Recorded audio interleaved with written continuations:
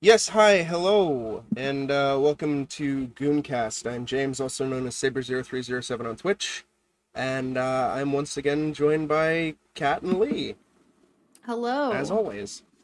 Hello. I'm Kat, aka the Attack Cat. I'm a dialogue designer by day and horror writer slash sometimes streamer slash artist by night. What it do, everybody? It's your boy Lee Alder, the Valley Jester.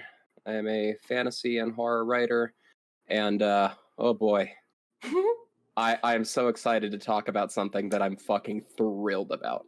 I think we should start off the bat and just say this is going to be just like a straight up spoiler cast. Yeah, it's I don't think there's any way to talk about this movie. Like if you have not seen Malignant yet, pause and go watch it. yeah. I think that's all of our recommendation right off the bat. Is Yes. it's so worth a watch. We all like it a lot, so and go in yeah. go in blind. Going blind. Yeah. And Yeah, if you didn't want to see it because of the trailer doesn't do this movie any justice. Oh God. So yeah. To get started, I think I was the only one among us who had seen like previews. I saw the previews who wasn't as well. completely blind. Oh, okay. I was totally blind. Yeah. Yes. Yeah. Okay. Yeah. I remembered one of you was totally unaware of this movie. But so the previews very much make it seem like a typical paranormal horror entry, much in the same vein as most of James Wan's recent work, right? So it was very much Conjuring and Insidious vibes with a little bit of Paranormal Activity, which we'll get into a little. And watching the trailer, I was like, oh, I know exactly how this movie's gonna go, and it looks like it's gonna be terrible. So let's just buckle in for some schlock. Yeah. Right. let's buckle in for another mediocre horror movie in the vein of Spiral and Conjuring 3 and blah blah blah. Because blah, we never do that. Yeah. It's like I went in, even though I really like James Wan as a director, mostly because of his visual style and like his cinematography and his choice of camera, like shots and everything like that. Not every film of his works for me, and I was kind of had like the lowest of expectations going into this movie, just based off of how, not necessarily because of his filmography, but just how dreadful the last year has been for new horror movies, especially coming off of the Fear Street trilogy. Oh my and God, yes. And the fact that there were no reviews for this movie until like the day it came out was a little worrisome. Mm-hmm. But and yeah. So like I think I've spoken a little bit about James Wan on this podcast. But I've definitely had a pretty sour opinion of him for a while, just because I do feel like visually he's such a strong director, but he makes some choices in terms of how he directs horror that I really just don't get behind, such as cheap jump scares and just like the standard like shrieking elongated face, like just stuff where it's all very generic and I don't want to say popular, but it's that kind of like it's mainstream, right? And he kind of became sort of the kind of like gold standard of horror, where everyone was trying to emulate the James Wan style. So we just got this glut of paranormal horror movies with stupid looking jump scares, and where obviously they're not as good visually as he is, so they all kind of start to fall flat and fall apart a little bit. Yeah, The Boy, Byline Man, Yes. all kinds of shit. Just Yeah. garbage, Yeah, except but- for Wish Upon, obviously. Yeah, yes, except for Wish Upon. Put some respect on that name. But like this movie feels like a return to form for him, because to a degree Insidious had this a little bit, but especially one of his older movies, Dead Silence. Like James Wan is a B horror movie fan. And just like he got my letters. He was putting them all on his fridge. and He was like, looking at "Oh, him every Cat." morning as he was getting his breakfast ready and just going, I should write. Well, that's the thing. He didn't even write this one. It was Well, story by him, yeah. story by him. Yeah. But yeah, just man, I like all right, so we should probably get into what this movie is even about. And I guess we should also preface this by saying that the three of us kind of collectively figured out the twists of the movie Yeah. very early. Yeah.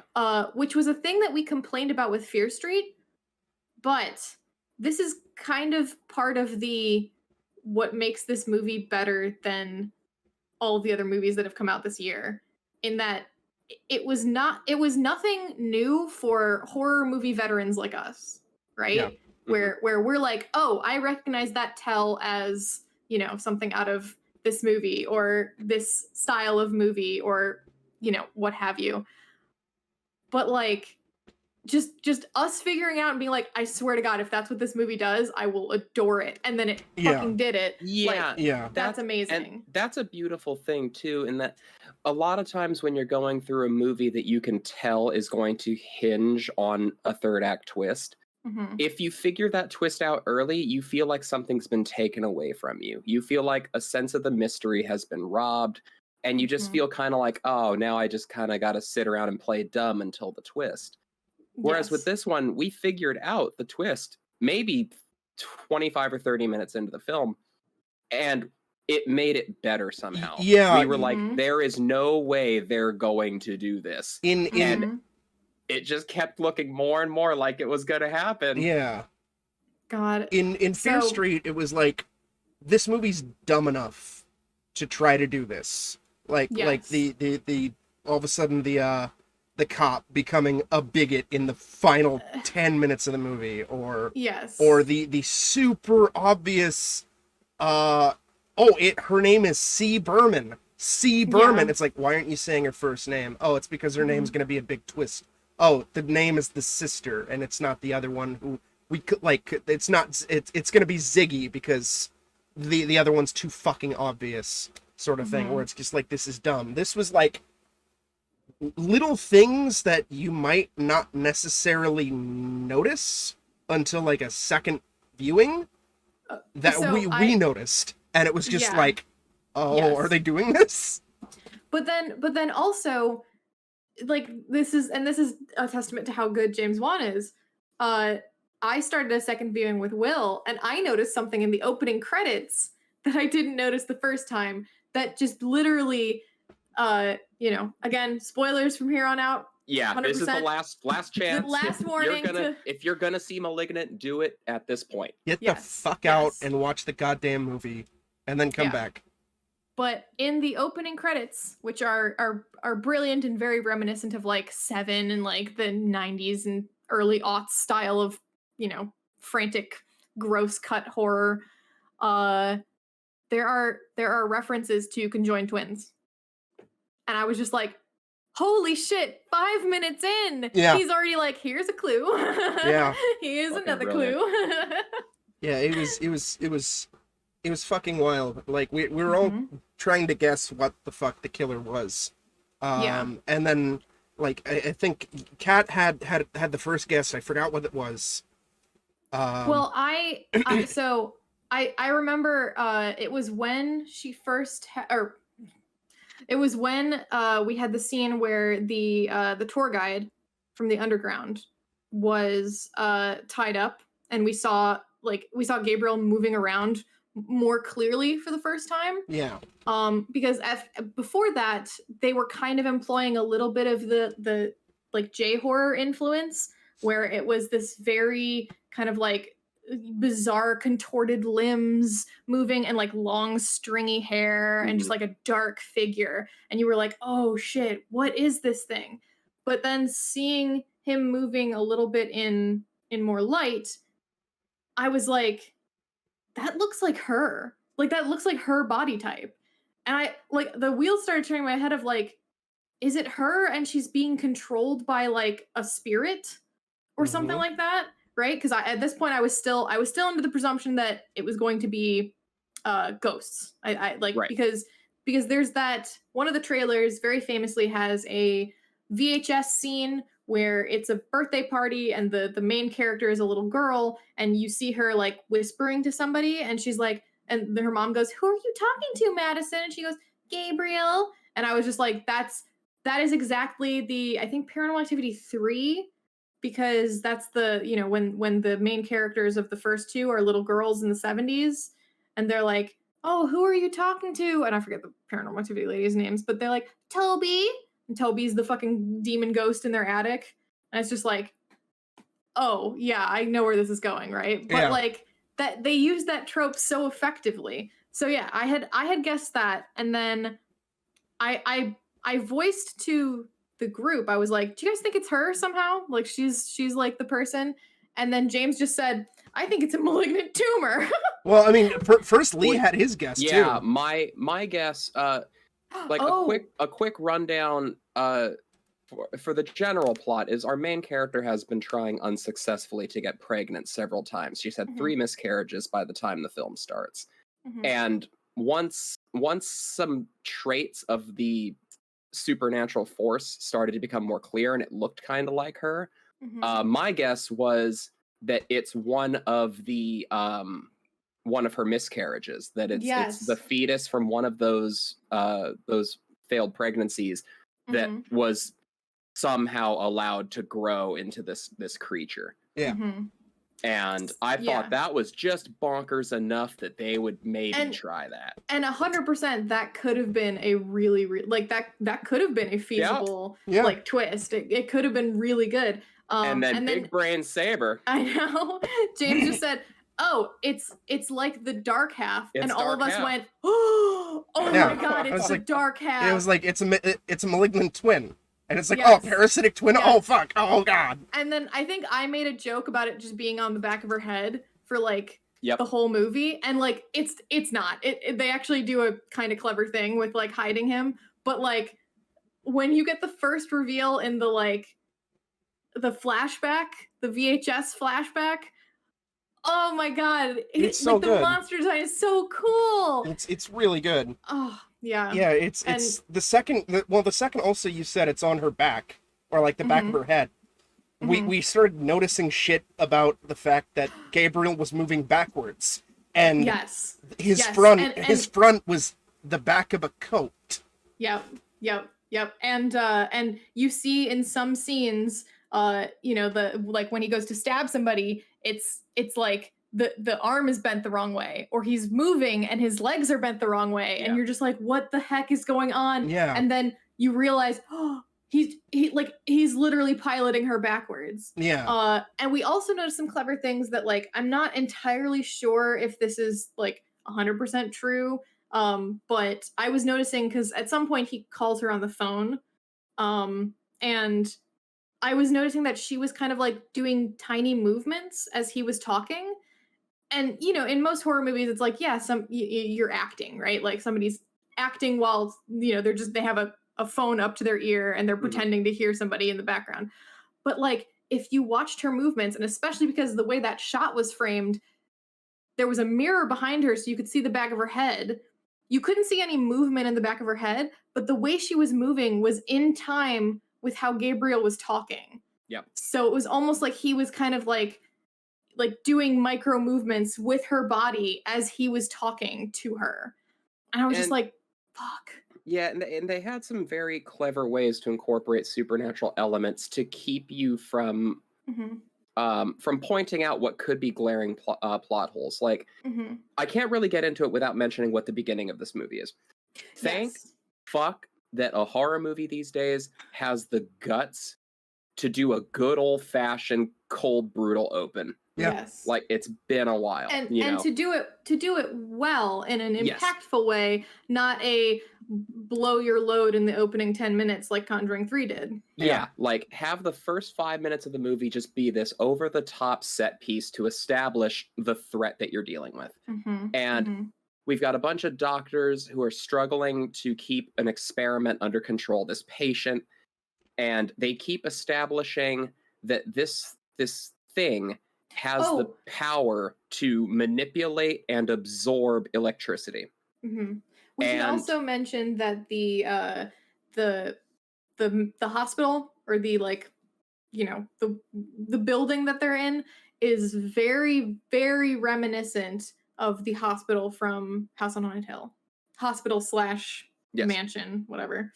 Where it's like, it's this giant cathedral overlooking a cliff. And you're just it's total old school spooks. It's amazing. Yeah, it has to be. Go on, Lee.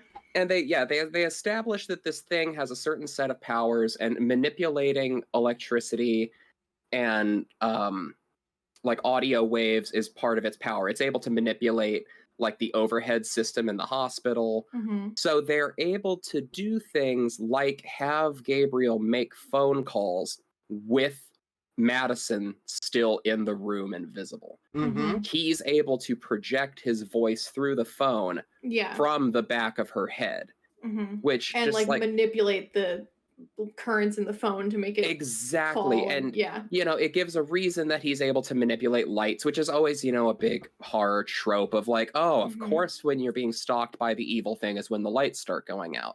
No, they give some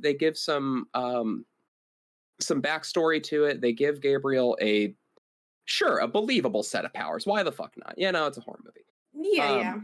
But they establish a set of rules and they stick to it. Yep. Yeah. And that should not be an accomplishment, but it is. Yeah. The fact that so many horror movies fail to abide by the rules that they set in their own fucking film. Like Thank Fear God Street. that a movie finally does it. Like fucking Fear Street. Like fucking Fear Street. Yeah. She's only gonna... We should, I think, do a quick... Because, that opening scene is great. We should then, I think, do a quick breakdown of the plot so people can follow what we're talking about. Yes. Because then we essentially cut to, I think it was 20 years later, 30 years later, maybe? 30 years later, yeah. 30 years later, we cut to Madison. She's our main character. She's pregnant. She comes home to this real winner of a husband. Real tool. Yeah, he's a dick. Scumbag. And he's like a cartoonishly evil dick. So like from the second you see him and he's got his still like shoed feet kicked up his on the shoes bed. On the bed. Get the fuck out of here. Listen, I didn't even let Laura Palmer get away with that. I'm not gonna let fucking Derek. But all right, so he's being a dick, and through his dickishness, we learned that this is Madison's 4th baby. Yeah, I think, and she's had 3 previous miscarriages. Yep. And he's pissed about it, and he's being incredibly hostile and rude, and just like very, borderline abusive, until he goes full blown, like insane abusive. Yeah, and literally grabs her forehead and slams her head into the back of their, into the back of the wall, or into like a wall in their room, to the point where he like cracks the plaster, and you see a liquid, like a bloody print on the wall where her head smashed in, and you're just like, oh, he dies first, like 100%. And we realized after we were sort of starting to figure out the twist, we realized that was the moment where Gabriel woke back up. Yeah. So then like Madison doesn't go to the hospital, which can basically be explained by if they did, there wouldn't be a movie. Yeah, if they did, there wouldn't be a movie, and also she's afraid of her abusive husband. She's locked herself in a room. She's kind of trapped in the room a little bit. Yeah. But so she's she's holed up in the bedroom. He goes and sleeps on the couch, which then we start to get much more of the evidence of how good of a visual filmmaker James Wan is. Where the way he's lit these scenes at night.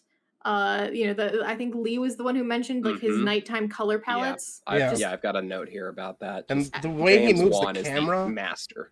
Yeah. Oh, and the camera movement's phenomenal. But so just his whole use of color, shadow, and cinematography in night scenes is unparalleled. Juan is the master of absolutely. that. Absolutely. But so then we get the first kind of quote unquote haunting moment, where you know, he's asleep on the couch. He wakes up, he hears the blender going off in the kitchen. He goes in, he turns off the blender. The fridge behind him opens up, and it's like, what the heck is going on? There's something spooky happening. I think he turns back to the living room, and we see the TV starts turning on. We see in the light of the TV a figure on the couch until he turns on the lights, and there's nothing there. But you see the couch cushion rise back up as if somebody just got off the couch. And then Derek immediately gets got in a pretty gruesome way. Our hero Madison wakes up with a start, goes downstairs, finds her husband with his head like twisted around, and then this like, you know, Japanese horror ghost kind of like rises up. It's all stringy hair and backwards limbs, and it just like charges at her. Yep. Yeah, and that's our first haunting moment. Then we cut to the police show up. We get our introduction to our cop duo, you know, which is a pretty much a mainstay of these kind of horror movies, right? Like B horror, you're gonna have some investigators checking out the place. The lady cop is like the first one to start piecing things together. Yep. Mm-hmm. She's immediately like, hey, the neighbors say that the husband beat his wife, so that's motive. And the dude cop is just like, nah, can't be. Yeah. And you're like, all right, well, cool. It's like, yeah, she's got a point. Yeah, she definitely has a point. Yeah. But yeah, then Madison ends up at the hospital. I don't know why they didn't check her out for concussions or, you know, figure out like, oh, hey, there's crazy shit going on in the back of her head, but whatever. I'm willing to overlook that kind of stuff. But she loses her baby, and we meet her. She loses her fourth baby, and we meet her younger sister. I think her name is Sydney. Yeah, Sydney. Yeah. And yeah, they've become a little estranged because the abusive husband. But she's immediately like, I'm gonna, you know, take care of her now and help her out and you know, all of that good sisterly stuff. Yep. But Madison is always a little bit distant from her and kind of just like tries to go her own way. This is all the first like 40 minutes of the movie. Right? Not even like 20. This movie is like, it packs so much in very fast. It's a 2-hour movie, which initially we like balked at because it was like, oh god, oh boy, it could be. How are they going to do this? Yeah, this could be such a meandering, but no, I mean they do it by just packing it full of content. Yeah, not a wasted minute. No, absolutely not. So then Madison goes home, and she's operating under the assumption that this is a home intruder, right? Somebody has gotten into her house, so she's trying to like board her up, like, you know, board up her windows and like. Oh no, actually she has her second haunting attempt, I think, at that point. Where we see him in the street lamp. Yep. Like under the street lamp in the street. And then we get this absolutely glorious shot where she's getting chased through the house, and it's all top down. And like as she's running, because she for some reason did not lock her front door or any of her doors. Mm-hmm. Which, you know, whatever. And she's going around locking everything, closing all the windows, shuttering everything. But then, oh my God, the back door is just open. She goes and she locks it and she like, you know, tries to run away, but then it opens again. And it's just like, oh fuck, I'm out of here. So yeah, we get this absolutely beautiful top-down shot, which I remember I commented while we were watching that this was the kind of shot that Hereditary was missing. Yeah, absolutely. Because Hereditary takes so much kind of like visuals and like, you know, thematic stuff from the dollhouses that the mom is creating, that it was like kind of a weird missed opportunity that they didn't do some sort of like faux miniature work with the film, with the like cinematography. So anyway, then Sydney's still trying to like reach her sister and be like, I want to help you out. And then we get the reveal that like Madison reveals to her sister that like the reason I'm so upset about all these miscarriages is because I wanted to finally have a blood connection to somebody. And she reveals that her like she is not her blood sister, that Madison was adopted. And that's kind of, I think, the transition into the next part of the movie, where it becomes more of a like psychological thriller type horror. Because initially it does, and initially it does this thing where it's like a paranormal, they're kind of faking you out a little bit, where it's a paranormal horror movie, right? There's some sort of creepy supernatural element that's stalking this woman in her house, right? But then we get that reveal, and it slowly starts to transition to this psychological horror of where you start realizing that, oh, it's actually something with Madison. And this is where I think less astute, less horror obsessed folk might be taken in, but like we had already figured out that it was going to be a parasitic twin in the paranormal horror part. Yeah. So this part kind of lost a little bit of the mystery, but like the filming for it was still so good. And it was fun trying to figure out if there was evidence to support our yes, jump and to conclusion. there was theory. Yes, and there was. So I don't know if one of you guys wants to continue with the summation. Yeah, so basically, like it starts going into a more psychological horror thing with elements of like slasher and giallo lighting and oh fucking my god, yes, everything, where it's just like and weird fucking crazy Silent Hill-esque CG visuals where like Madison will just be doing something in her home, and all of a sudden she sees like a vision of some other person that she's never met before, as far as we're aware. Yes. And all of a sudden the entire room around her starts to just basically dissolve and reform, and we see Gabriel step out from behind her or some equivalent and like approach this would-be victim, and while Madison is just staring and screaming in horror at just watching this person get basically brutally murdered in front of her, and she has no way to figure out like or to stop it. Yes, this is essentially the part of the Bye Bye Man where he goes to the library to research the Bye Bye Man. Yeah. Except actually done well by a competent screenwriter and director. Yeah, we did not have a single library research scene in this whole film. Yeah, but this is basically the part where you're starting to get more and more clues as to the identity of the killer, and basically it's starting to point back to Madison. Yes. So like you're having these basically like what we learn later is that Gabriel is killing off all of the people who were responsible for removing him from Madison. Yes. And so essentially there's 3 doctors that treated him. And then the first thing he does the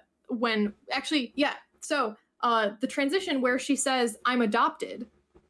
Actually, we cut to the Seattle Underground tour guide. Forgot about this, yes.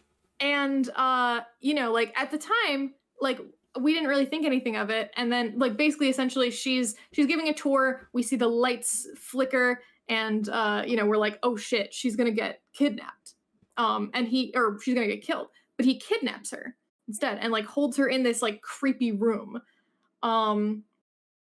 Essentially this was such a brilliant clue, because literally James Wan has the main character say, like, confess to her sister, "I'm adopted," and then we fucking cut to her birth mother.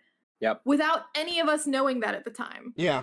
It's so brilliant. So yeah, Gabriel has essentially been like kidnapping and torturing and murdering anyone who is remotely responsible for making him, quote unquote, making him the monster he is today. Yes. Right? So he kidnaps his birth mother because she gave him up to this hospital to be experimented on for 8 years. He kidnaps, or he straight up murders all of the doctors. And then, he's also kind of like going after the cops in some way to like kind of stop them from finding shit out, at least when they're on his trail. And he wants to go after Madison's sister, Sydney, because Sydney's birth is basically what's responsible for him initially getting sealed away when he was a kid, because Madison didn't need him anymore because she now had a proper sibling. Now, this is a perfect time for me to bring up what a fucking monster Gabriel is. Because the birth of little Sydney is what pushes him back into Madison's psyche. It's what keeps him repressed for so many years. And then, as she starts trying to get pregnant as an adult, her miscarriages are being caused by Gabriel. Yeah. Who is siphoning their life force and growing stronger. Yes. Motherfucker's getting free stem cell research inside of Madison's body and just slowly growing stronger until after Derek smashes her head into the wall. He's gained enough strength, and that was his wake-up call. And that's another thing too. Like earlier on, I think it was after Lee made his call that, you know, like maybe it was a fetus that has come to life and is killing people, basically. You know, I was making a joke, like we were joking about like fetus strength or something like that. Yes, because we're fucking we were. awful people. Line was we haven't had a good evil fetus movie in a while. Yeah, and I was and like, I hope it is. I made a joke about Madison having the power of a full-grown woman and a fetus. Yeah, and then I started joking about like that South Park episode of Stem Cell Research with Christopher Reeve, and how like, oh, he's gaining power because the stem cell shit, and it's like the movie literally did that. Yeah, and I'm like, God damn it! But I loved it. Yep, our villain spends a few years eating unborn fetuses to gain their power. Yep.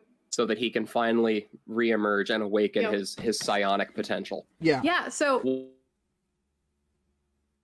What the fuck? But we're burying the lead a little bit, because the best twist of this movie is when we finally get the Gabriel reveal. Yes. So essentially we have this slow buildup of him murdering the shit out of you know, everyone, and then there's also this kind of like red herring of, oh my god, it's Madison. It's something in Madison's psyche. It's what I predicted initially, where like, oh, like she's got this imaginary friend who's, you know, taking control of her body or something like that.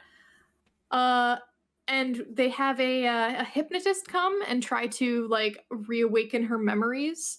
And we see a flashback of her almost killing her sister. Her unborn sister, yeah. Yeah, her unborn sister, because essentially Gabriel tricks her into thinking she's gonna go cut a slice of birthday cake, but we room dissolve to she's standing over her pregnant mother with a kitchen knife. Yeah. Just ready to cut into her pregnant belly.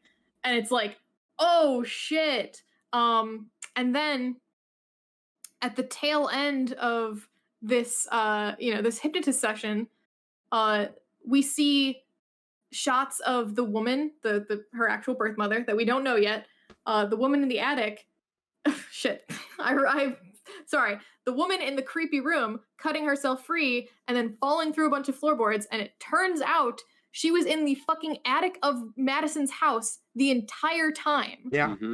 And you're just like, oh my god. And so that's the point where obviously Madison gets arrested, because they're like, okay, well, she did it. Right? But we looked at the runtime and we're like, there's still 40 minutes left. We got a third twist coming. Yeah. And so yeah, that's essentially the transition to the third kind of like phase of this movie. We go from psychological horror to like John Wick.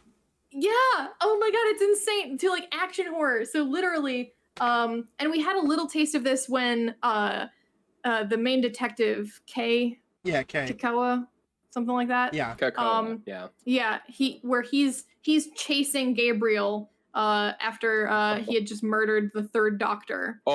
He's chasing Gabriel. Yeah, like, this guy is like unstoppable. This motherfucker doesn't give a fuck. Gabriel is a little parkour monster. He's great. He's all over the place. Agent Kakawa is just fueled by adrenaline and a blatant disregard for his own physical well-being. Yeah. Motherfucker gets down to a fire escape, looks like 6 stories down to Gabriel escaping, and goes, you know what, I'll wing it. And Darby Allin coffin drops off the top of the fire escape onto a trash dumpster. God, it's so Rolls fucking up, like, brilliant. dislocates his shoulder. He's like, "No, I'm fine. I got this," and keeps up the chase. Hell This yeah. movie, I gotta give props because in movies like this, incompetent police is Mhm. it's almost a trope at this point. Yeah. Usually Yes. the police have no Or- idea what the fuck they're doing. Or the cops like just straight up don't believe the person Yes. for forever, and you're just like, oh, this is so typical. This you know? movie has a very astute police force. Yeah. Mhm. Except for Mhm. Kakoa dropping 6 stories off of this fire escape. Yes. Speaking. I mean, the lady cop figures it out immediately. She's like, "Let's arrest the bitch." And Oh he's yeah, like, Agent Regina was on top of it. She's like, "This is some Yeah. bullshit." So- Let's- Yeah. Brief side thing. Apparently, all of Gabriel's walking and running, none of that is CG, and that was a Ukrainian actress who is also a professional dancer and contortionist. So once Fuck again, off. Yeah. thank No. fuck on practical effects. That was Yes. practical. Yeah. Yes. Oh, Yeah. And I know, right? Oh! and on a side note too, Movie of the year. and on a God damn side it. on a side note too, Kat, and I Uh-huh. just realized this now when looking it up. Gabriel's voice is Ray Chase. No. Yes. Amazing. Yeah, Oh, it's Beautiful. like there's definitely some CG enhancement and like some like Oh, yes, especially for like sure. crawling on the fucking ceiling or some shit. There's like- there's a couple of shots where you can, I mean, you know, if you're very learned about CGI and have a good eye for spotting it, you can see it. I don't think it's like as obvious as, you know, some of the more atrocious CGI we've seen recently. Yeah. But you know, it's still Yeah. it's there. It's they, there. They, you know, but like you use it as a tool, right? You enhance stuff. something where So you know that like not even a Ukrainian gymnast can contort their body like that. So we're gonna push it a little. yeah. We're gonna push So it. Madison is arrested and is thrown in a giant holding cell. And Yes. wait, hold on. First we get the interrogation scene where Yes. Gabriel like makes himself known to the cops. Mhm. Oh, and, through the phone. and also at this point we are still kind of going off of the supernatural a little bit Yeah. because Madison's name for Gabriel, like that she will refer to him as a child and as you know, like as an adult, is the devil. Yes. And The Gabriel devil. Gabriel devil. keeps calling her Emily. Yes. And Sydney, the sister, has managed to track down the facility. First, actually, the cops are the ones who figure out that she's Emily. The cops figure That's- out that she's Emily, but also I'm just saying that Gabriel keeps calling her Emily, and she's like, "That's Yes, not my true. name." True. But the cops are the ones who are like, hey, we looked through Dr. Weaver. Dr. Weaver's like medical records, and we think that you are this girl because they like have a photo of her and aged her up, and it looks Yeah. exactly like Madison. Mm-hmm. And yeah, but so the sister, this is when the sister kind of becomes the detective force. And Yeah. she drives all the way to this, you know, the house on Haunted Hill and goes through all of their like old records and finds a bunch of old VHS tapes about the patient Emily May. And we learn like the full backstory now. And we see the full Gabriel in Oh, all his God, yes, and disgusting he's- glory. He's brilliant. He's got little like deformed arms that he can move, and he looks like a he kind of looks like the sink fetus from TT. PT. Yeah. All he's- grown he's- up. He's got all grown up. Yeah, he's got a very freaky look to him. He's very underdeveloped, but he's still big enough. Like he's growing off of the back of her head and her back. Yeah. Like he's got two somewhat functional arms, like, you know, a chest or like ribs and like you know, a face.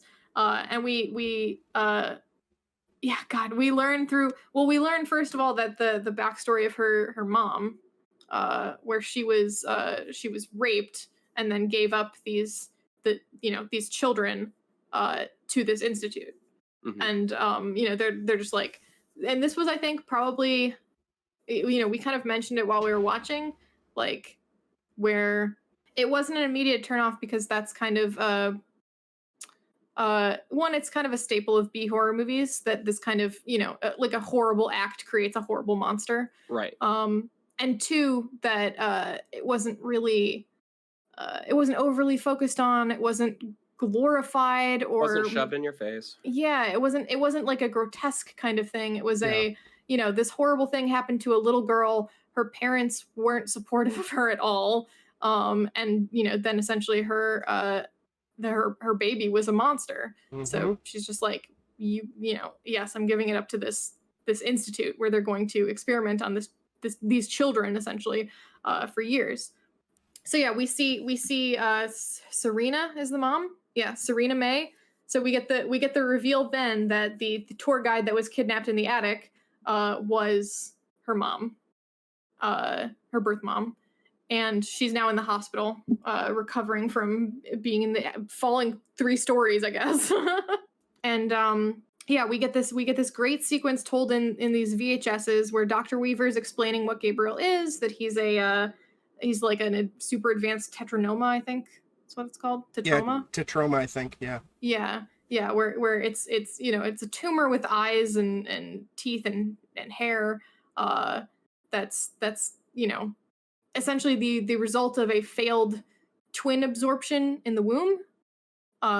And yeah, like you see them experimenting with like, can he see things and relate it to Madison? And he can. Like, they're showing him pictures of things, and Madison's the one saying like, this is what it is. So they kind of reveal that he can control what Madison sees, or he can like, yeah, and that's sort of our clue of like, oh shit, he's been acting this whole time, and that's the weird Silent Hill sequences Madison has been experiencing is his sort of like control over her failing a little bit. Where he kind of like keeps her in these mental prisons while he goes a killing, and then yeah, but he can't, like, she's stronger than him, right? Right. So then after that glorious opening scene, the doctors decide, okay, we're gonna cut out the cancer, we're gonna remove the tumor from her so she can live a normal life, and they cut off all the extra parts of Gabriel. But they can't remove all of him because they share a brain, and cutting out part of him from her brain would kill Madison. Or give her serious kind of, like, brain damage, yeah. Yeah, so they just kind of like shove him in her skull. Just get in like, there. Seal him up. They basically push his face into her skull. Yes, yeah. Yeah, and that's just great. So yeah, nobody would be bitter about that for sure. Yeah, and then we cut to her in a massive like holding cell as opposed to like an individual cell. And it's filled with all sorts of ruffians, one of them whom is apparently played by Zoe Bell, and I couldn't even recognize one Zoe her. Bell. Oh, what? Yeah, and the main blonde one. The one looks like straight out of a fucking 70s blaxploitation flick. Foxy Cleopatra. It was pretty goofy. Like, pretty goofy. Yeah. And then but like that fits so well. But yeah, and they're all jerks to her. They're like calling her country club and like princess and all sorts of other shit. But like it works really well in this movie because it's fun. But like also you're sitting there like, she looks real fucked up and real like, she's got this like 1,000-yard bug-eyed stare of like, yeah. And I'm like, I wouldn't fuck with that. Like, you guys don't fuck with crazy if you're in prison. Like, yeah. But then it gets to the point where they just immediately start just physically attacking her. Yeah, just like beating her, and the guards don't do shit. Guards aren't even fucking there. No, not at all. And oh my god, like that's when we get the most glorious transformation sequence. Yep. Fucking Gabriel just pushes his face out of Madison's skull. Yep, she rips through her hair, and we just see this like and he like I don't even know, like it almost sounds like he's like breaking her limbs or he popping her shoulder out through her skull, and then makes all of her joints kind of twist around to accommodate what he needs to operate backwards. Yeah. Yeah, it's this grisly, unsettling transformation sequence while like all the other prisoners in the holding cell are losing their shit watching this happen. Yeah. Yes, And that's when you realize that this movie is about to enter a very unique third act. Yes. Yeah. Like, holy shit. Then Gabriel starts fucking slaughtering everything. And it's beautiful. It's so violent and intense and crazy. We were making comparisons to like, oh gosh, well, I mean, I know we made the joke about Equilibrium, just like V give for him two Vendetta. guns. V for Vendetta. John Wick. Matrix, John Wick, like all of those kind of like, yeah, and it's so cool because it's you know, it's that trope, but it's done with somebody moving around and contorting themselves like backwards the entire time.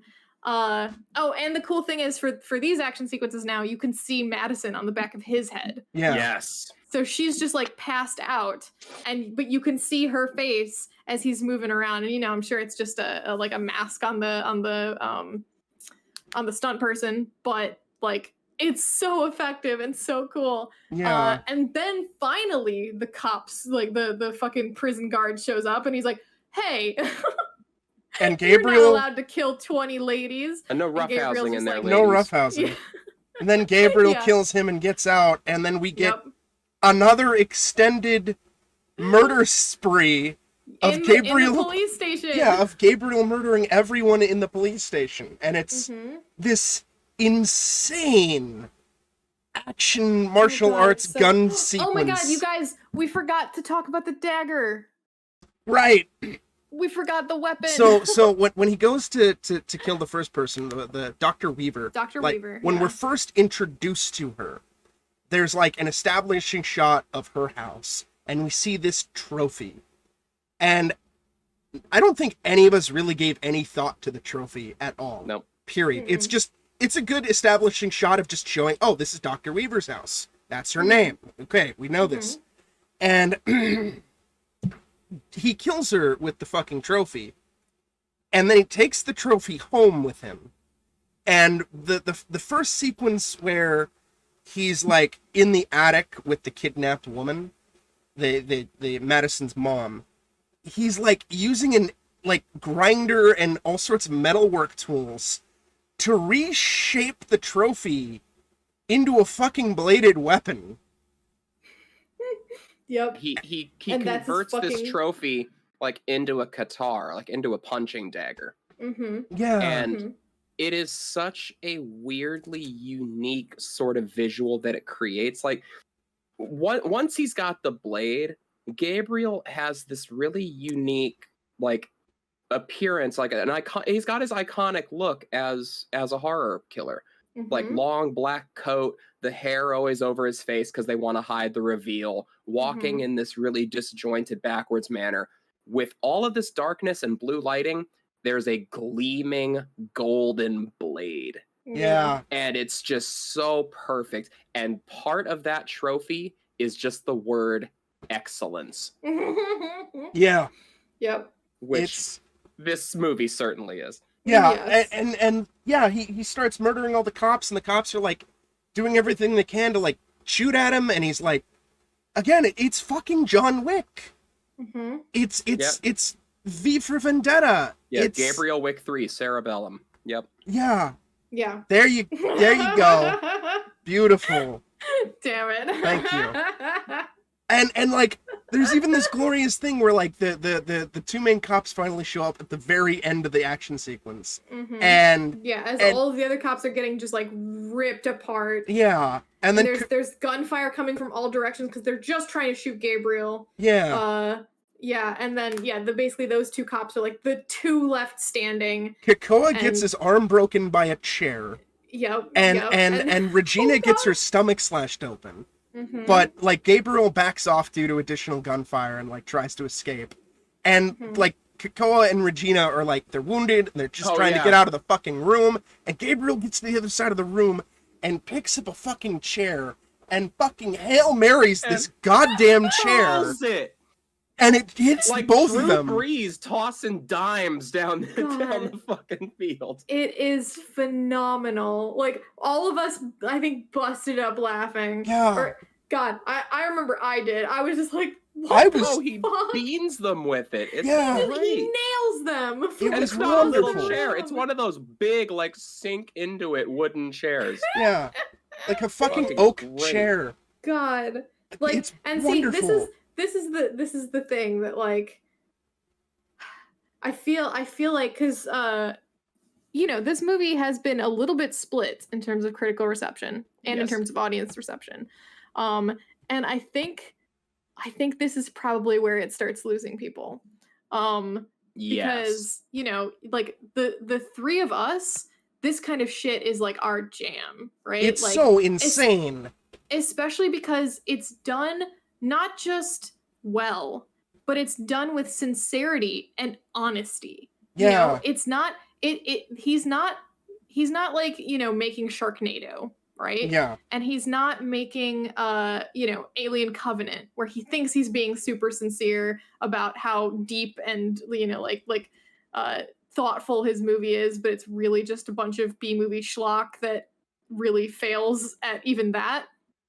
This movie is like taking inspiration from so many, from Giallo, from J-horror, from Stephen King, Sam Raimi. Sam Raimi. Like, it's drawing from all of these different sources and using them to create something refreshing. You can tell. Like, in a weird way, and we talked about this when we talked about our Fear Street podcast, where like essentially my feelings on Fear Street was that it was a watered down American horror story, right? Where it's drawing from all of these different horror tropes, but not really putting them together in an interesting way. And that's sort of the difference, right? Like, anyone who knows a lot about horror can mash a bunch of horror together and call it a movie, but only someone with the skills and the the talent that James Wan has could make it, or James Wan and his screenwriter could make it something that is actually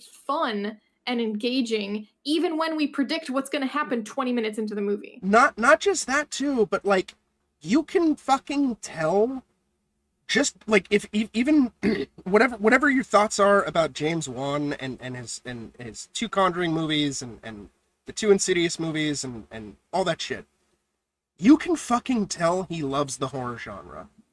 Yes. Like you can fucking tell he loves 70s horror movies and 80s horror movies and Giallo and body horror and Sam Raimi movies and Stephen King movies, and just there's a sincerity and earnesty of just, I love horror and I want to take influence from like everything that I can, man. Yeah.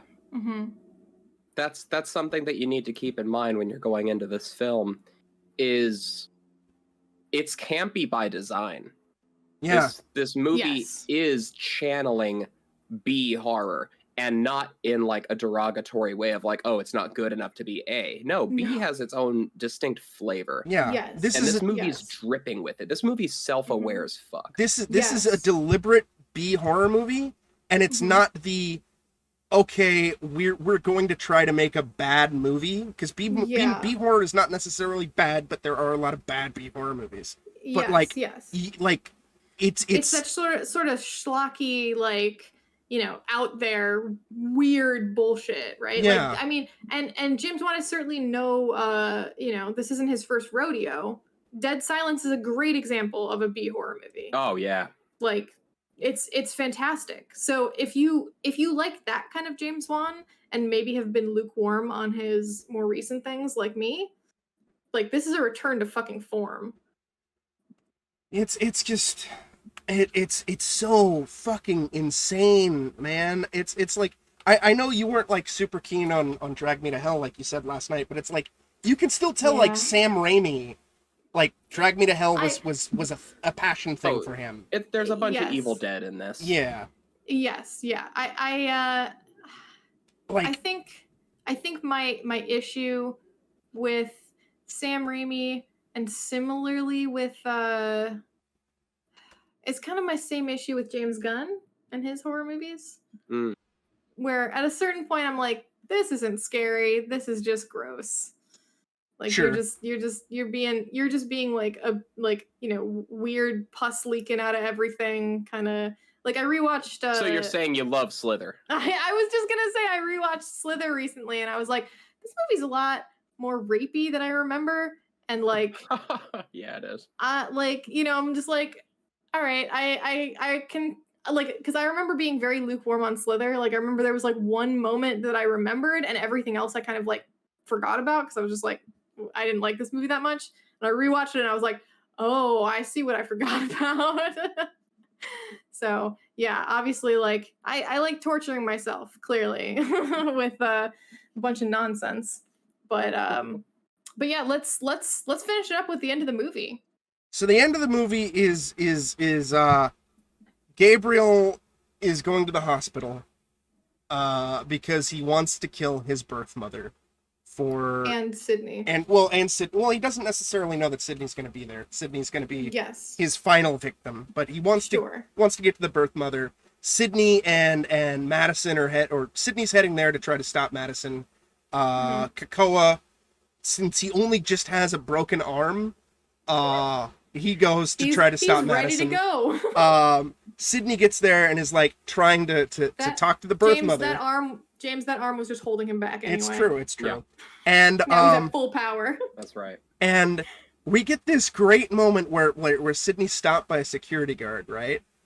And the security guard's like, no, you can't come in here. You can't come in here. She's under police custody. She's etc. etc. etc.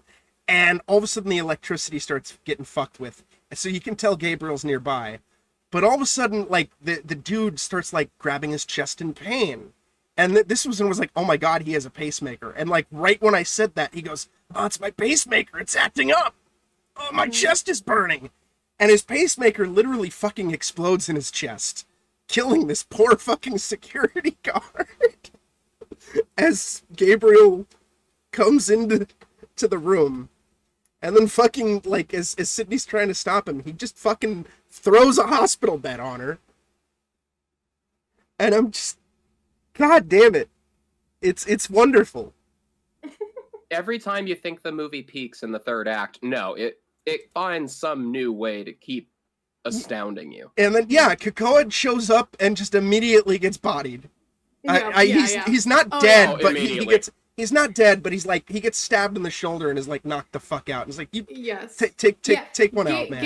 Gabriel once again showing off that pigeon arm, just like fucking chucks the trophy right at him and just he really goes V for Vendetta there. He throws the dagger straight across the room. Yeah. And it's at this point Gabriel's like, oh, you know, I'm gonna basically kill like two birds with one stone and shit like that. Like I get to kill my birth mother and also Sydney at the same time, and Sydney Sydney starts trying to appease Madison or trying to appeal to Madison. Yeah. Right? She's like yelling at her to wake up. And we start seeing the hospital from Madison's point of view. Mm-hmm. And the mom wakes up and is trying to appeal to Gabriel as well. It's like, I shouldn't have abandoned you and all that, and like, you were my son. And, like, this combined effort is basically what, like, wakes Madison up out of her mind prison. Yeah. And she's able to basically lock Gabriel in to the same mind prison. And, like, you get this brief moment where the movie's trying to fake you out, where it's going to be this nihilistic, dark ending where Sydney gets brained. Gabriel wins. And the mother gets suffocated. Yeah. No, and they do a great job, because, he... First of all, I don't know if you said this already. He chucks the hospital bed at her. Yeah. Like holy shit. And then he like, you know, spider crawls over the hospital bed upside down to aim the gun straight at her head and is just like taunting Madison with it. And then you see him pull the trigger and Sydney's brains get splattered all over the wall. And then he wheels around and marches back over to his birth mom and just fucking suffocates her. Yeah. And it's great. And then we get Madison's voice being like, ho, you thought you were the only one with superpowers. You live in my brain, motherfucker. It's like, if you have these powers, I have these powers because we share the same brain. Yep. And she locks him in his own mind prison. Yeah. Yeah, and that's That the movie essentially the end of the movie. The movie just stops. Yeah, we do get a no. So we do get a little brief like reunion with the sisters. She lifts the hospital bed off of her sister because she's like, fuck it, if Gabriel could do it, I could do it too. It's my fucking body. Yeah. And she does it, so that's impressive. And we do get a little bit of a like a happy ending because Madison kind of like, is like, well, I'm not related to anybody by blood, but like you are my sister. Yeah. There's, it's sort of a found family ending, which I don't know if we've talked about before, but I've seen a lot of like a pretty large substantial increase in that in media recently. Like the sort of found family narrative is like, I just saw Black Widow, and that was a big thing in Black Widow was found families. Right. But it was done poorly in Black Widow because it was literally delivered in the most on the nose dialogue of, oh, I thought I didn't have any family, but turns out I have two. And you're like, oh my God, like, shut up. But so yeah, yeah, we get a brief sister reunion and then pan out to one of the hospital lights kind of flickering a little bit. Yeah. Or you hear the buzz of electricity that kind of tells you that like, all right, well, Gabriel's not gone. Yep. He's Gabriel just locked is away. not defeated. Yep. There's room for a sequel. Oh, but I hope there is one. I really hope we don't get one. We don't need one. Yeah, No. I it does everything it needed to. I don't need this to become another franchise. Yeah, and the first Insidious movie I think does a similar thing where it's like I think the first Insidious, you guys have both seen it, right? I'm not. I have not, but it's fine. Okay, well, I'm gonna spoil it for you, James. Sorry. That's why I said it's fine. It's fine. Don't. Okay. The first Insidious has a cliffhanger ending a bit where essentially they save this. So like the son is it turned like the reveal of the movie is that the son has been astral projecting, and he brought something back with him. Like the house isn't haunted. The kid has this ability to astrally project his body when he dreams, and when you do that, you kind of invite things from other planes to follow you, and like they're not always good things. And so he drew something to him, and it turns out that Patrick Wilson, the dad, originally had this ability as a kid. So that's where his son got it from. Mm-hmm. And so essentially the ending is Patrick Wilson reawakening that ability, going into the dream worlds to get his son back and save him. And the end of the movie is Patrick Wilson didn't come back.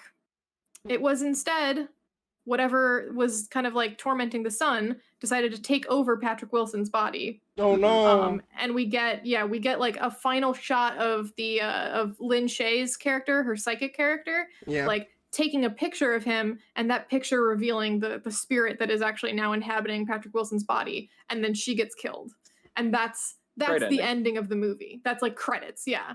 I think that opens up a lot more invitation to a sequel than this does. Like this does the very standard, like, it's slasher movie, like the killer could still be out there. Yeah. But I'm really hoping, because I think this movie was just so fun and well crafted that I couldn't see them getting lightning in a bottle twice. And happy to be proven wrong, but I just feel like there's no, like, once you get once you get the reveal, it's just like he's just another killer, Yes. Mm-hmm. So then it's just like, okay, we know it's Madison, so we just have to like save Madison kind of thing. Yeah. So like I genuinely don't know how they could even try to make a sequel to this, like it with the same cast anyway. Like you could maybe do hypothetically, because presumably the Institute had also like more of a another Gabriel type. Yeah, where it's the SCP Foundation. Yeah, effectively, where it's like a sequel in in universe and in name, but not necessarily with characters. Oh, you know what? Sure. You could not even call it Malignant 2. You could call it like something like almost how the like Suspiria sequels are just have different names, Yeah. right? Like so it's following patients from this institute, but like, it's no longer a malignant tumor, it's something else. Yeah, Harlequin, there you go. whatever, Oh, something creepy and weird. Yeah, I could dig that. And you can bring back the same doctors and just have them, handling different patients. Mm-hmm. Yeah, absolutely. You could tie that all together. Yeah. Yeah. I could buy that. Although Yeah, I don't hate that. general, I do hope that they don't. They leave it well enough alone. Yeah. Because I think this was such a fun romp, and really goes to show you like, what a true kind of like horror auteur can do. I would. Gabriel has received a formal invitation into the B-movie horror Avengers. Hell yes. He's Led joining by the ranks of Bagul. Yeah. And there was a Tulan. post-credits. Yeah. There was a post-credits scene in our collective imagination where Bagul arrives to invite him to join. Yeah. To join the Avengers. It's Yep. Bagul, Tulan, the Yaogwai. The Yaogwai, yep, the box. Yeah. Yep. Absolutely. Yep. Yeah, it's gonna be wonderful. Yeah. I think we said originally the puppeteer from Dead Silence, but like I don't know how much James Wan rep we want in the B movie Avengers. And also on that note too, like as I said last night, the only thing the movie was missing was Donnie Wahlberg. We need more Donnie Wahlberg horror. Oh well, yeah, that's who the Avengers would fight in that movie. It'd be Donnie Wahlberg and Bruce Campbell. Yeah, look, I know some people also like to shit on like all the Saw sequels, but it's like Donnie Wahlberg kept me going, man. Every movie needs a little more Donnie. Donnie Wahlberg is the cop. Oh man, it's good shit. Also because I can never get enough of ragging on Fear Street and how overrated it is. This movie pulled off what is almost 3 movies in one. Yes. Better than Fear Street pulled off 1 movie across 3. Yeah. Yep. Absolutely. Like it's amazing what happens when you have somebody who actually, when you have a competent team in the writer's room and behind the camera. And you don't do like the stupidest, most bottom of the barrel shit, and you actually stick to your rules, and you actually try to have fun with the horror, as opposed to just being like, here's license music, please clap. And then you got a little bit of licensed music in this movie, but it was not overpowering. It was not overpowering, and more importantly, as I mentioned last night too, like that. I don't know the name of the song, but you kept calling it out, Kat, every single time they were using it. Where's my mind? It was a recurring motif throughout the entire fucking movie. So and the choice of songs vary on the nose. It is. It was a little bit weird to me, just because that song to me is so iconic to Fight Club. Yeah. That whenever I hear it in anything else, my mind immediately goes to Fight Club. Yeah. Which I think was probably an intentional choice here. Probably. And also another important thing to note is that they don't use any of the lyrics. It's entirely that the like riff. Yeah. The like opening riff. Yeah. Which I'm absolutely butchering. Yeah, it's fucking wild and better than Fear Street, better than Spiral, and fucking way more satisfying than fucking Conjuring 3. Jesus fuck. Yeah. I'm still mad about I think I hate the Fear Street trilogy more, mostly because it took up more time. Yes. But like The Conjuring 3 is still like probably my most disappointing movie of the year so far. Yeah. And like, yeah, for sure. Fear Street, I think I didn't have any expectations for. Same. Just because, especially after that first movie where it was just like, this is really bad. Yeah. Like I don't like this at all. And like, I've talked to some people who did like it now since, and they're kind of like, they gave me some weird excuses like, oh, it's a slasher movie, it's supposed to be dumb. I'm like, but it's not a good slasher movie. Slasher movies don't have to be dumb. And also, yes, a slasher movie can be dumb, but like it still has to be good. And I'm like, there's like one creative kill in the first movie. There's like a couple of creative kills in the second movie, and then there's no creative kills in the third movie. Yeah. It's just like, what, like, or well, no, actually that's not true. The third movie had all the dead kids in the church. So yeah, the scene was great. Yeah, there's no reason that those three movies couldn't have just been one movie. Yeah, and the other thing too, like the Friday the 13th sequels are dumb, right? But the characters are still likable. Like Crispin Glover in Friday the 13th Part 4 is way beloved by horror fans because of his like goofy fucking dance, and like people can relate to him. Same thing with like so many different characters throughout the entirety of the Friday the 13th franchise or Nightmare on Elm Street. You have at least one person that you can kind of relate to, or you go full Wish Upon, and like that's the thing. I almost think they tried to go full Wish Upon, where everyone's kind of just a dick, and like the main character is like, well, no, that's the thing. They didn't, because the main character isn't a dick, but she also like doesn't do enough to be interesting. Like the story just doesn't give her enough to do. Yeah, it doesn't. She essentially just like tries to save her girlfriend, and then listens to a bunch of flashbacks, and then is like, I know how to save the day, and that's it. And that could have been one movie. Yeah, and that's the other thing too. Like, on top of likable characters and creative kills, they have a villain that has a presence that is interesting. Like Fear Street 1, there's no menace or anything to that skull face killer, because it's just some silent zombie killer. It's a knockoff Jason, and we find out it's one of like 30. It's just a horde of undead killers. There's nothing unique to it. Yeah, James Wan, as soon as Gabriel gets that dagger, like, you know, and we start seeing him more as not just like a figure in the shadows or some, you know, creepy spider crawly thing in the corner of your eye. It's like, oh, this is like that's how you actually make a slasher villain. Yeah. You give him this iconic presence. Like that's your Jason and your Mike Myers, right? It's like that's your Jason, your Michael Myers, your Freddy Krueger, your fucking Leatherface, Ghostface, Chucky.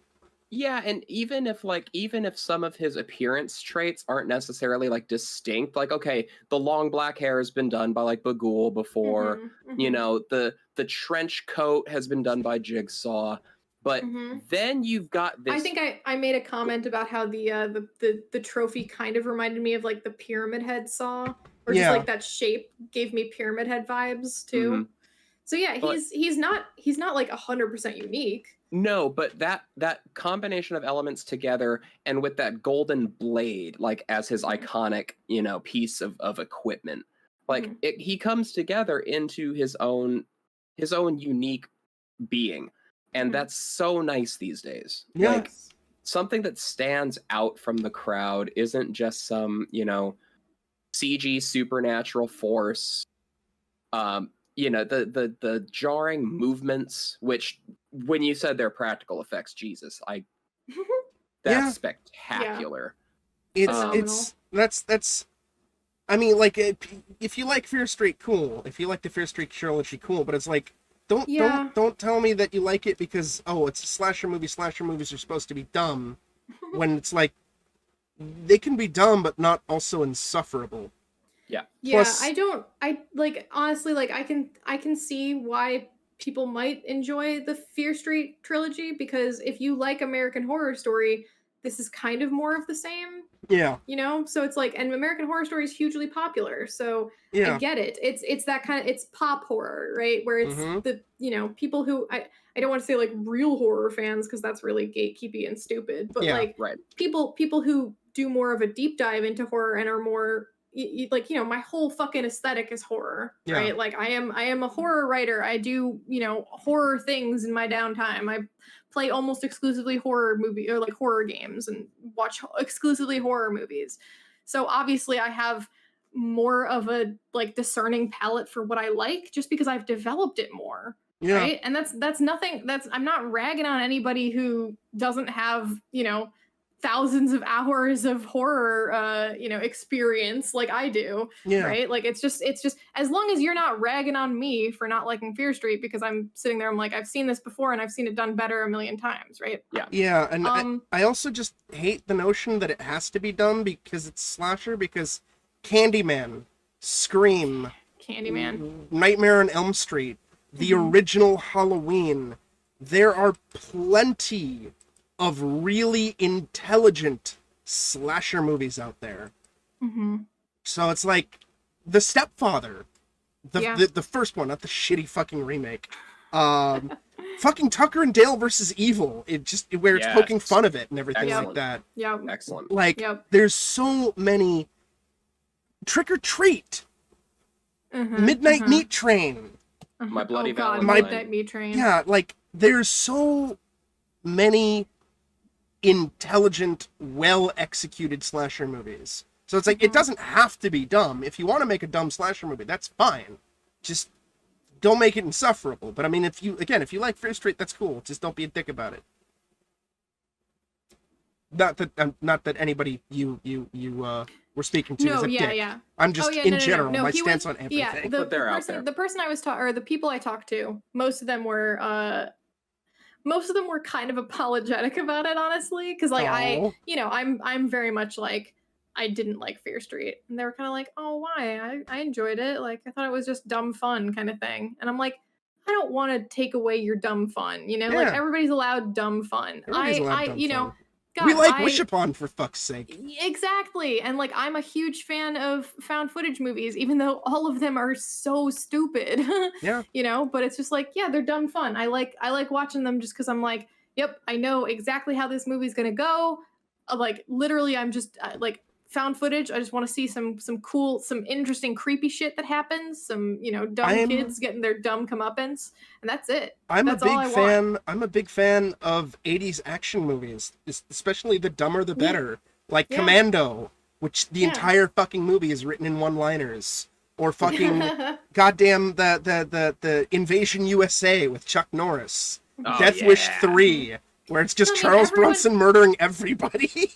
I think everyone is allowed their guilty pleasures. Yeah. I just think that when people try to like, and again, this is not against anyone in particular, because nobody I've talked to who liked Fear Street is like, it's brilliant. They're just like, it was fun. Like I had fun watching it. I think you just have to, like, you have to have the wherewithal to like understand that it's a guilty pleasure, and not just like, I liked it, therefore it must be good. Right. And I think a lot of people, maybe especially critics, don't quite get there. They're like, I'm a critic, therefore my opinion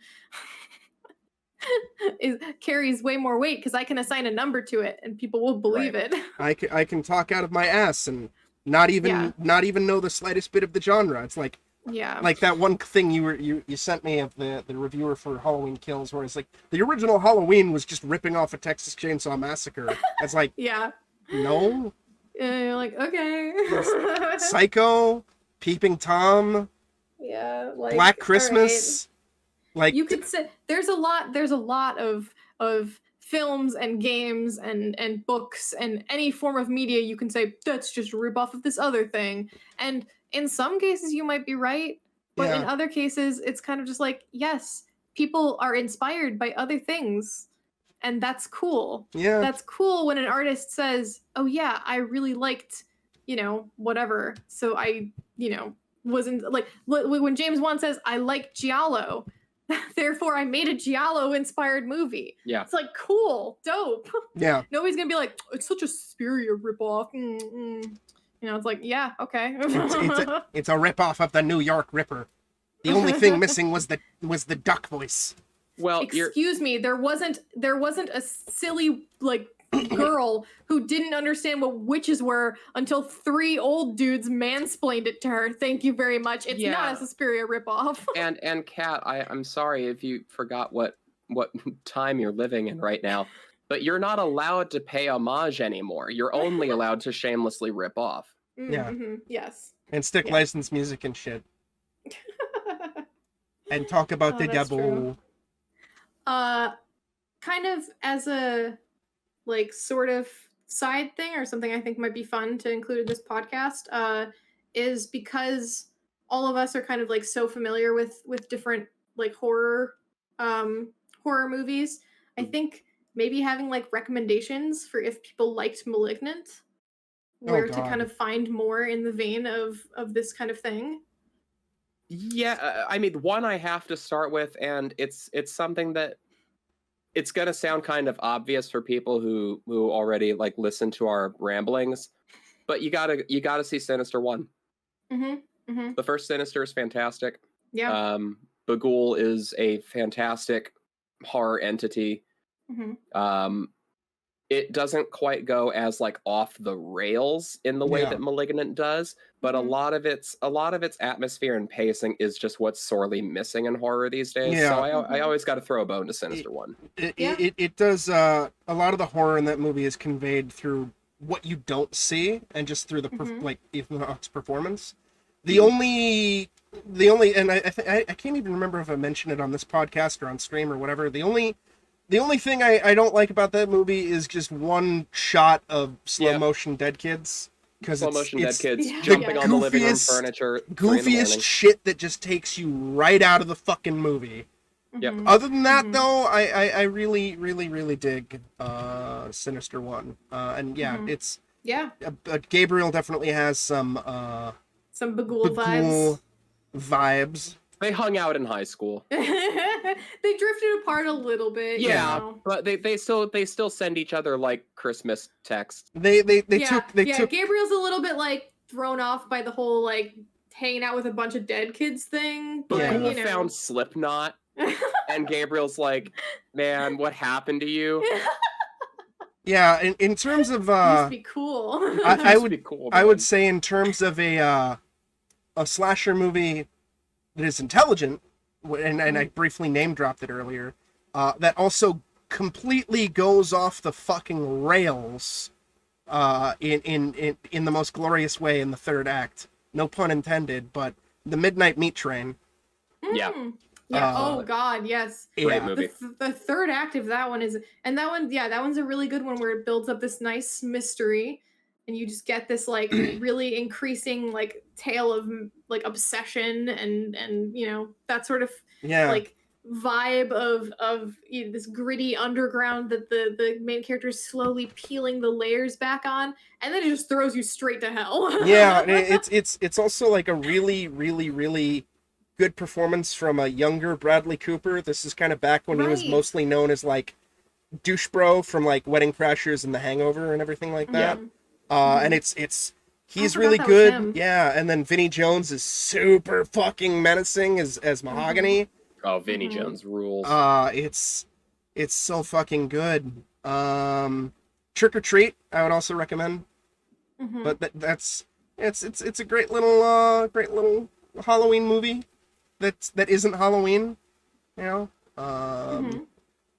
God. I think if you're into kind of the you know the sort of psychological thriller aspect of like, oh, like, you know, is it the main character or is it this thing in their head? We name dropped it earlier as like a very obvious influence for this, but The Dark Half is a really good movie. Yeah. It's a really good film adaptation of the Stephen King story. Yeah, and yeah. it's entirely anchored on Timothy Hutton's dual performance, and he is fan-fucking-tastic. And it's a George Romero film, which, and, you know, most people primarily only associate George Romero with the Living Dead movies, but, you know, he made a few movies that weren't Living Dead related, and one of those was the Dark Half, and I it's personally my favorite Stephen King novel and my favorite Stephen King movie. Oh, interesting. But yeah. There's I think there's also in a slightly more twisted realm, because it gets a little bit more it gets a little bit more graphic on certain themes of like sexual violence, and mostly the sexual violence. There's a Japanese movie that I don't even know if people would classify it as horror, but it's pretty horrifying. That has a lot of a lot of twists and turns and reveals similar to this. It's called Strange Circus. I I don't know haven't. if either of you have heard of this. No.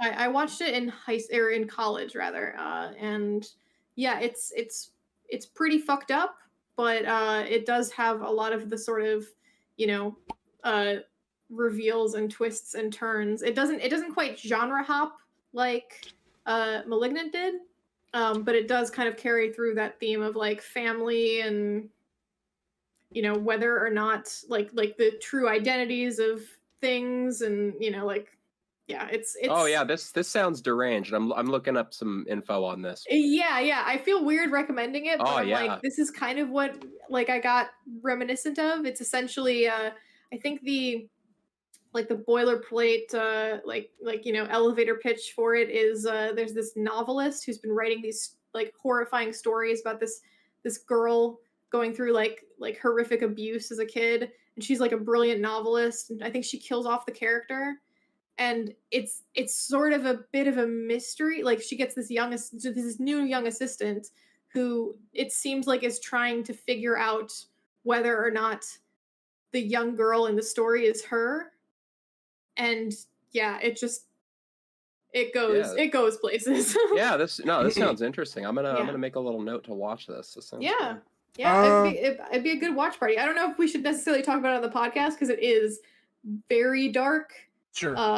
But it's interesting. It's an interesting. Oh no, we'll save that for the double feature episode of Strange Circus and a Serbian film.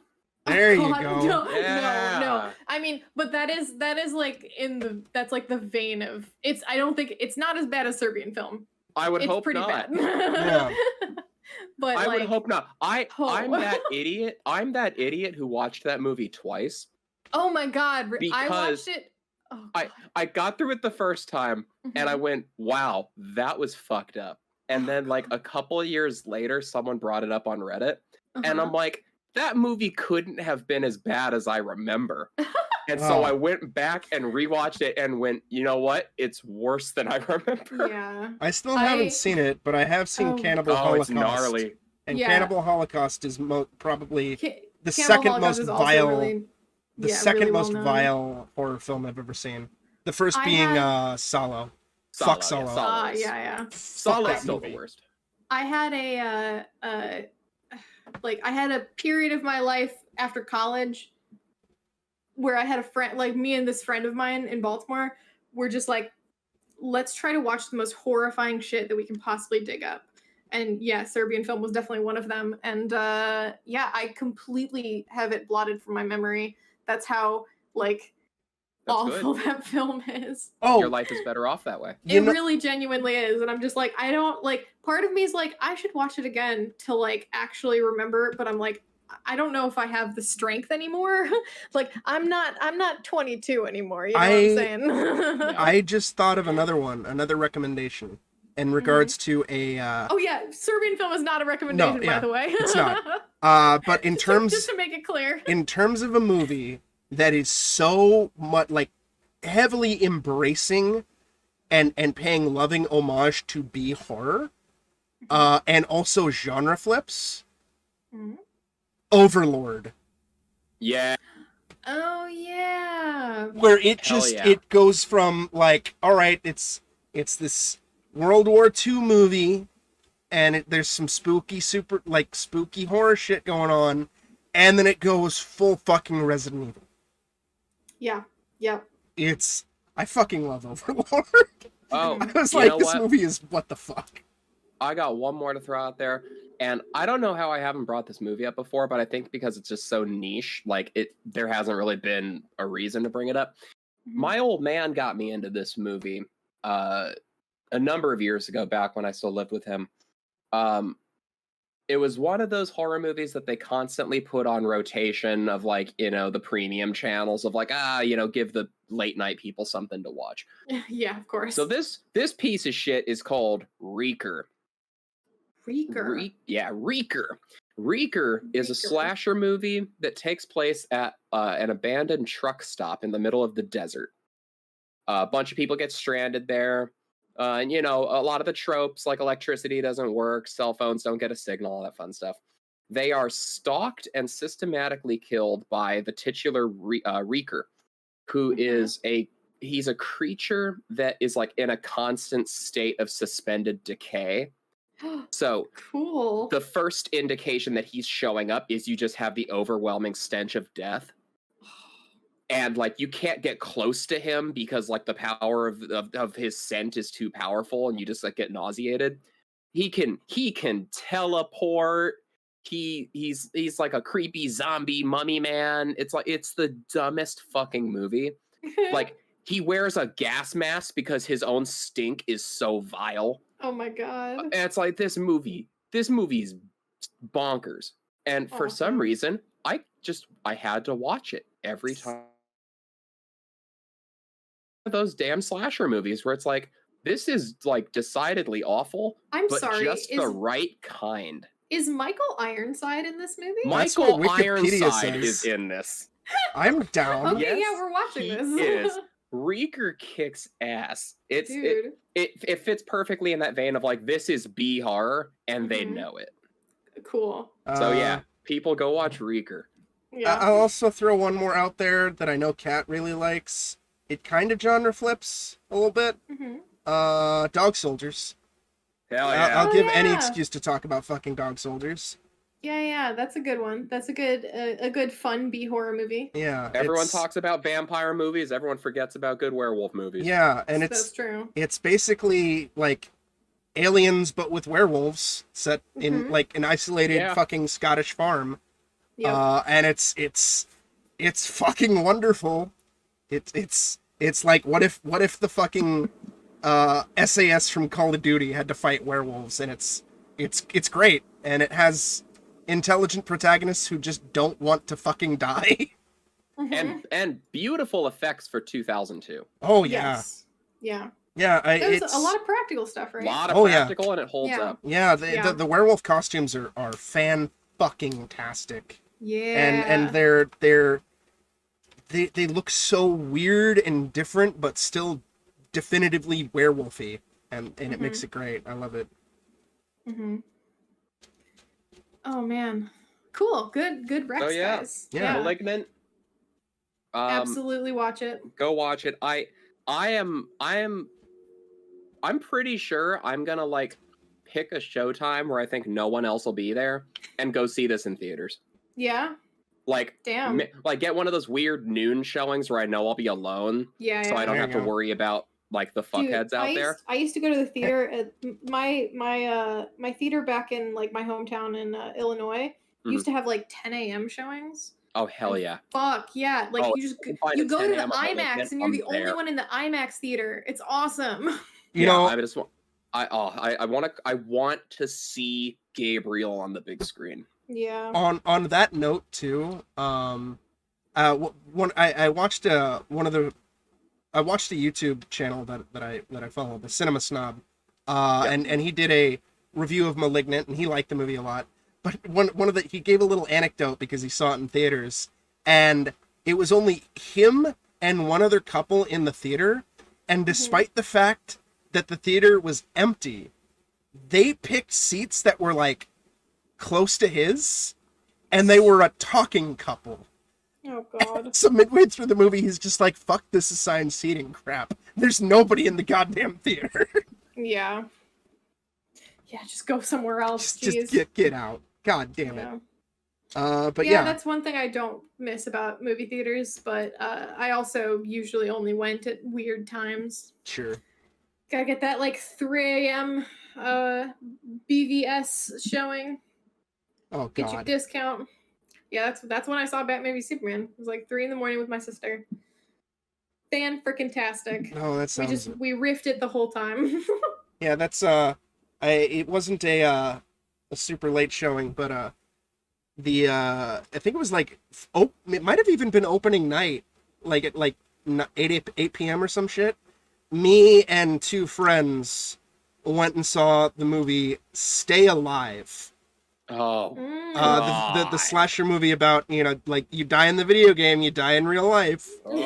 that's such a piece of shit. I love that movie. It's so dumb, but I love that I actually movie. haven't seen it. I don't think. Then we need to have you see it. I think James and I are opposite ends of the spectrum. I think he's on the fence of it's so bad it's great, and I just think it's dreadful. I think it's so much fun because of how stupid it is. But nobody else was in the theater, right? So again, it was our own private riffing experience, and my buddy Greg, every single time it was supposed to be like a suspenseful sequence, he just started loudly scream singing the underground theme of the original Super Mario Brothers. So it'd just be like Sounds like Greg. So it would just be like somebody's like creeping through and is like, oh my god, they're about to get it, and he's just like da-na-na-na-na-na, da-na-na-na-na-na, da-na-na-na-na-na, and it's just, this is mwah, chef's kiss. That sounds like Greg. Yeah, it's awesome. Good shit. All right, we're waffling, and let's get out of here. Let's give final concise thoughts on Malignant. Mm-hmm. James, you want to go first? I was kind of hoping that we'd get an evil fetus movie, because we haven't had an evil fetus movie in a while. Stillborn.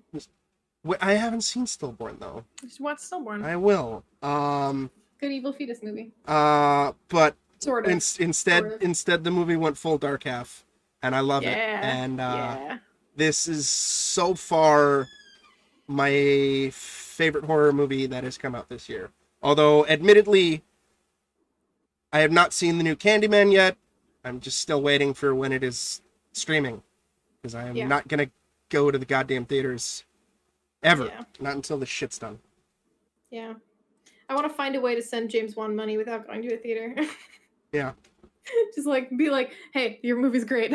Hey, your movie's great. Thanks for listening to me complain all these years. I love you. Thanks for saving all of my letters on your fridge. Yeah, exactly. I think Malignant was like exactly the kind of horror movie I wanted. Very much, I think going into it with no expectations helped a lot. But I think in general the movie is it's just really fun. It kind of, like, not only do you have elements of like real deep cuts for like, horror movie fans of decades past, but also it's just it's a romp. It's there's never a dull moment, and you will have a blast on this ride, whether you're laughing at how ridiculous it is or just like, shrieking at how horrifying Gabriel looks crawling out of the fucking underground. This is the bonkers like infusion that the genre really needed right now. All due respect to people who don't like it, who can't get down with the tongue-in-cheek nature of it. I understand. I feel you. And sometimes it's okay to be wrong. Malignant kicks ass. Go watch it. Mm-hmm. Hell yeah. All right, play us out, Saber.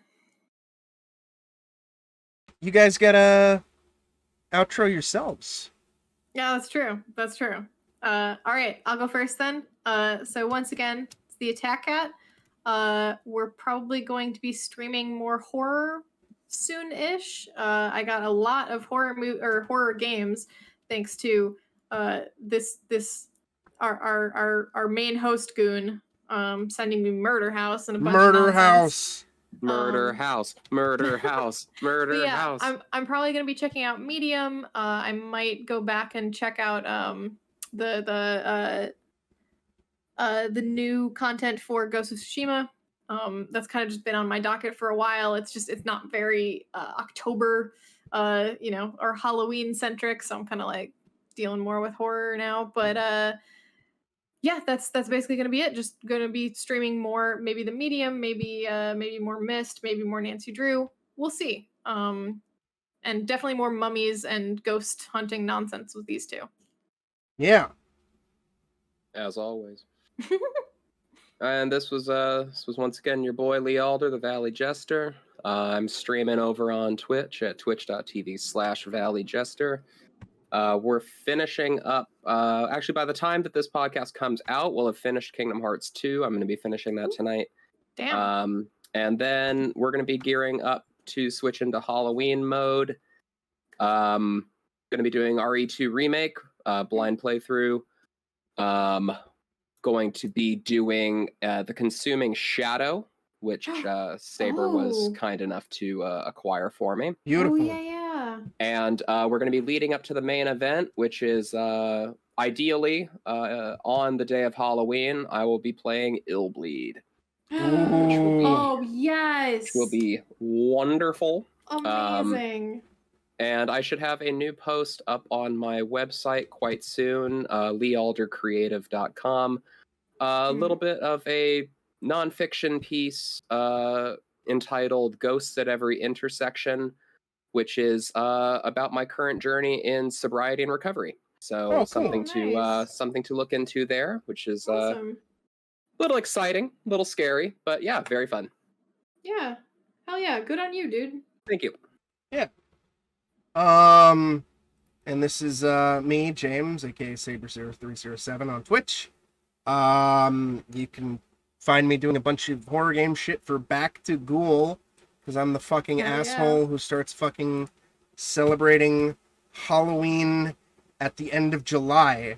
And we're gonna be doing horror games straight until sometime into November. Probably I'm not even sure if it's gonna get roped into Back to Ghoul or not, but this year I think the first or second weekend in November, they're once again doing Extra Life. I participated in that last year, along with Kat and Lee. I'm gonna be participating in that and raising money for children's hospitals. Absolutely. So, that might be somewhat Back to Ghoul related. Maybe a lot of Phasmo and Forewarned or Left 4 Dead, Back 4 Blood, all sorts of spooky horror multiplayer games or whatever. Yeah. Could be a lot of fun. Yeah. More Back 4 Blood will be really good. Yeah. That'll be fun. And then that's basically it. And then once Back to Ghoul's done, we're gonna be doing some more XCOM 2. Oh yeah. I'm gonna send all you into the fucking meat grinder again. Oh yeah. It's gonna be wonderful. Yeah, me and Big Frosty are gonna fuck up all your missions. Yeah. And then at some point after XCOM 2, I don't know if I'm gonna hold off until January 1st, or if I'm just gonna roll into it straight away. Just because it's the rest of the franchise is long overdue, but I want to go back to the beginning. It's gonna be fucking another goddamn playthrough of Drakengard 1, because I hate myself. Oh James, God. James, I think you're forgetting someone very, very important. Who?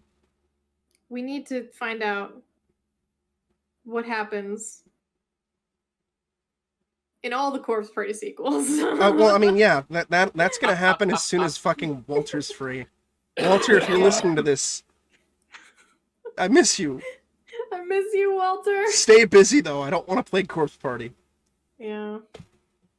But yeah. Our himbo stand is strong. Yeah, Yep. and speaking though of Corpse Party, also for Back to Ghoul at some point we're not entirely sure like what our next episode will be, but at some point in October it will be the three of us along with our friend Niku Senpai Yes. discussing the 2 live-action Corpse Party movies and the Corpse Party OVA, and Lee's seen the OVA. I think Niku's also seen the OVA, and he hated that. And I'm expecting all 4 of us will hate the live-action movies, even though Niku does like the Corpse Party franchise. So that should be fun. So get your ass medicine and butter up your poopers. Brace your titty meat. Oh, brace your titty meat. All right, so everybody take care of yourselves, stay safe, be excellent to each other, and we'll catch you all on the next episode, whenever that is, about whatever. Bye. Peace. Bye-bye. The real found family was the malignant tumors we made along the way.